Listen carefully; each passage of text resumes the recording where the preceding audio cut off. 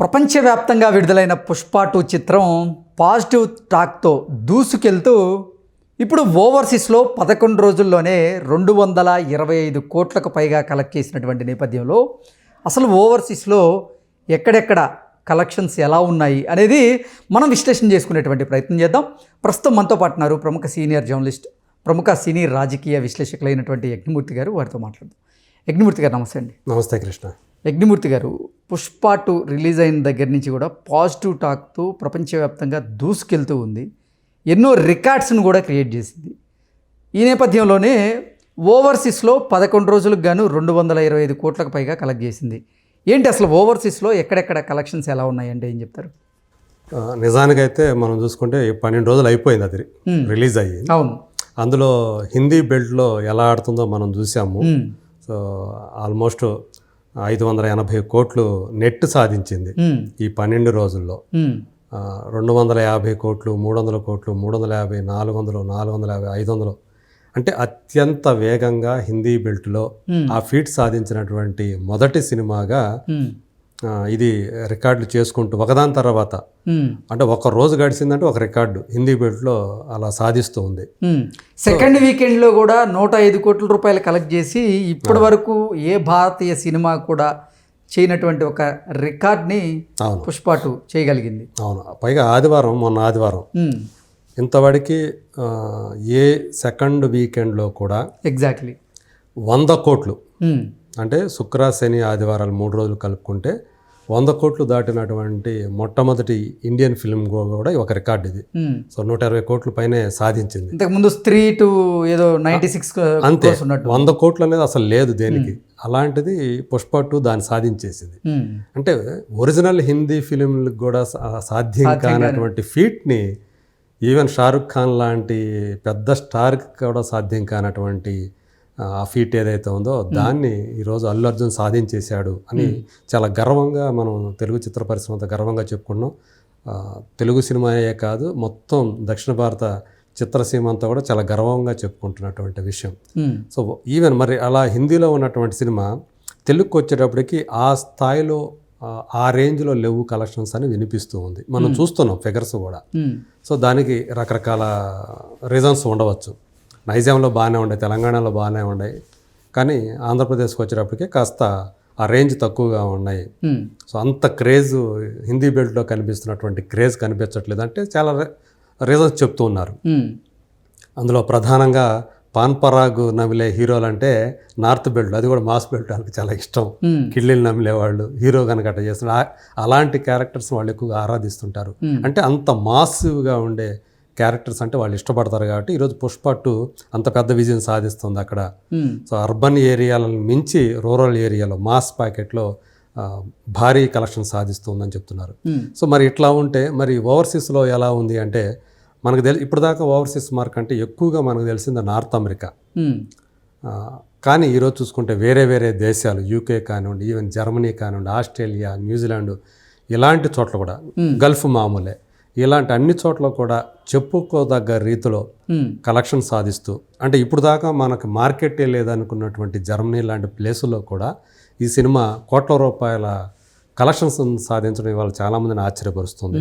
So 11 రోజుల్లోనే 225 కోట్ల రూపాయల కలెక్షన్, గ్రాస్ కలెక్షన్ సాధించి ఇంకొక సరికొత్త రికార్డుని సృష్టించింది అని చెప్పి చెప్తూ ఉన్నారు. అంటే $26.5 మిలియన్ వసూలు చేసింది. అమెరికన్ డాలర్స్తో మనం చూసుకుంటే 26.5 మిలియన్.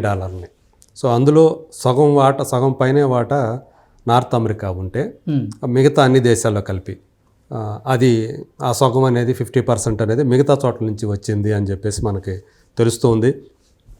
అందులో నేను చెప్పాను అదే జర్మనీ అనేది, జర్మనీలో సైతం $246,000 అంటే $2.46 అది వసూలు చేసింది. 2.46 లక్షల డాలర్లని అక్కడ వసూలు చేసి, సో ఇప్పటిదాకా ఏ సినిమా కూడా జర్మనీలో ఏ తెలుగు సినిమా కానీ ఇండియన్ సినిమా కానీ ఈ 11 రోజుల్లో అంత వసూలు చేయలేదు అని చెప్పేసి చెప్తున్నారు. అలాగే న్యూజిలాండ్లో వచ్చేటప్పటికి $3.92 lakhs అక్కడ 11 రోజుల్లోనే $1 million వసూలు చేసింది. అక్కడ $3.92 million. సో అట్లాగే ఆస్ట్రేలియాలో ఆస్ట్రేలియాలో పడితే $2.4 మిలియన్. అలాగే యూకే చూసుకుంటే $2.05 మిలియన్.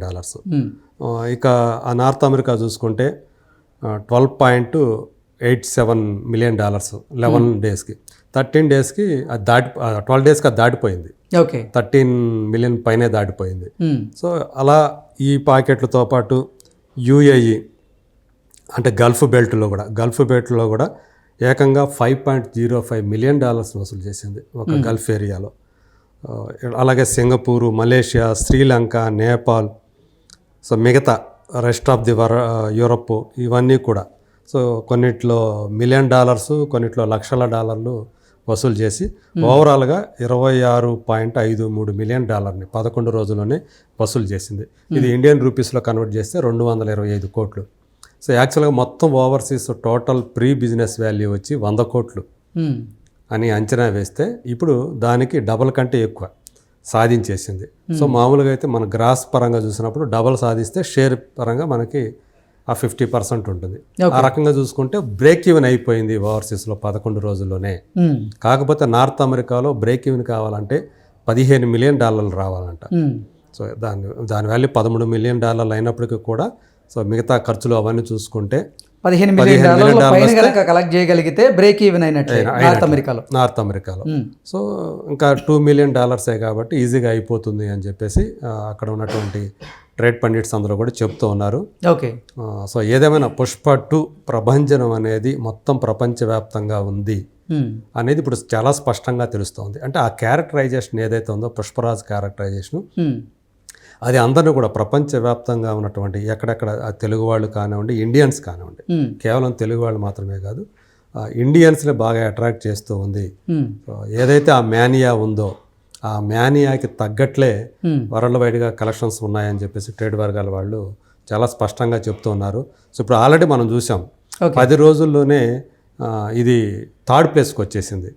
సరే, ఇండియన్ ఫిలిమ్స్కి ప్రత్యేకంగా చెప్పాలంటే తెలుగు చిత్రాలకి జపాన్లో కొంతమంది వీరాభిమానులు ఉంటారు. జపాన్లో తెలుగు చిత్రాలను బాగా ఆదరిస్తూ ఉంటారు. ఈ నేపథ్యంలోనే ఇప్పుడు కల్కి 2 కూడా జపాన్లో విడుదలకు సిద్ధమైంది. ఇప్పుడు ఈ పుష్ప 2 కూడా జపాన్లో విడుదలయ్యేటువంటి అవకాశం ఉందా? ఖచ్చితంగా ఉందనే చెప్పాలి. ఎందుకంటే అక్కడ ఇంగ్లీష్ కాకుండా జపనీస్ లాంగ్వేజ్లో డబ్ చేసి రిలీజ్ చేయాలి. ఇప్పుడు చైనాలో జరిగేది కూడా అంతే. అవును. సో ఆ భాషలో డబ్ చేసి రిలీజ్ చేస్తారు, అందుకని కొంత టైం తీసుకుంటుంది. సో ఇప్పుడు జనవరి 3 శుక్రవారం ఆ రోజు ఆ సినిమా రిలీజ్ కాబోతోంది కల్కి. సో యాక్చువల్గా ప్రభాస్ దానికి వెళ్లాల్సి ఉంది. తను కొంచెం కాలు బెనకటం వల్ల నేను రాలేకపోతున్నాను అని చెప్పేసి తను ఒక నోట్ కూడా రిలీజ్ చేశాడు. అంటే వేరే వాళ్ళతో అతను జరిపినటువంటి సంభాషణ ఏదైతే ఉందో ఆ మెసేజ్లు అవన్నీ కూడా బయటకు వచ్చాయి. సో మొత్తానికి కల్కి ఎలా అక్కడ కలెక్షన్స్ రాబట్టబోతుంది ఏంటి అనేది ఒక ఆసక్తి అందరిలోనూ ఉంది. సో అంటే జపాన్ అంటే ఎట్ ద సేమ్ టైం వచ్చి మామూలుగా అయితే సైమల్టేనియస్గా మిగతా అన్ని చోట్ల రిలీజ్ అవుతుంది, కానీ ఏషియన్ మార్కెట్లో ప్రధానంగా చైనా, జపాన్ లాంటివి వచ్చేటప్పటికి అది సైమల్టేనియస్గా రిలీజ్ అవ్వవు. సో ఇవి కొంత టైం తీసుకొని ఆ లాంగ్వేజ్లో డబ్ చేయాలంటే దానికి ప్రాసెస్ ఉంది కాబట్టి ఆ టైం తీసుకొని రిలీజ్ చేయటం. సో అక్కడ కూడా మంచి మార్కెట్ని రీసెంట్గా చూస్తే మహారాజా అనే సినిమా బాహుబలి 2ని మించి చైనాలో కలెక్షన్స్ రాబట్టిందని ఈరోజే మనం న్యూస్ చూస్తూ ఉన్నాం. సో దాని గురించి మళ్ళీ మనం మాట్లాడదాము, ఎలా చేసింది ఏంటనేది. సో మొత్తానికి ఇలా మార్కెట్లు అనేది ఒక మన ఇండియన్ సినిమాకి, అది కూడా ఒక తెలుగు సినిమాలకి అలాంటి మార్కెట్ ఒకటి రావటం అనేది ఇంకా పెరుగుతూ ఉంది. ఒకవైపు ఓటీటీ, అంతకుముందు ఏంటంటే ఓన్లీ థియేటర్లు ఉండేవి, తర్వాత శాటిలైట్ వచ్చింది, ఆ తర్వాత ఇప్పుడు ఓటీటీ వచ్చింది. దీంతోపాటు మొత్తం ప్రపంచవ్యాప్తంగా మార్కెట్ విస్తరిస్తూ ఉంది తెలుగు సినిమాలకు సంబంధించి. సో ఇవన్నీ కూడా చూస్తే కేవలం థియేట్రికల్ పరంగానే కాకుండా మిగతా డబ్బింగ్ పరంగా కానివ్వండి, యూట్యూబ్ ఛానల్స్ పరంగా కానివ్వండి, అంటే యూట్యూబ్ రిలీజెస్ కూడా ఉన్నాయి. మన చాలా తెలుగు సినిమాలు ఇక్కడ అంటే టైర్ 2 హీరోస్ అనిపించుకునే వాళ్ళు, రామ్ లాంటి వాళ్ళు అక్కడ పెద్ద సూపర్ స్టార్ హిందీ బెల్ట్లో. యూట్యూబ్ పరంగా చూసుకుంటే ఈవెన్ బెల్లంకొండ కొడుకున్నటువంటి శ్రీనివాస్ కూడా అక్కడ పెద్ద మాస్ హీరో వాళ్ళ దృష్టిలో. సో అంత పెద్ద హిట్లు అవుతున్నాయి అక్కడ యూట్యూబ్ వర్షన్స్. సో అట్లా ఇప్పుడు ఇన్ని రకాలుగా మనకి తెలుగు సినిమా అది మొత్తం దూసుకు వెళుతూ ఉంది.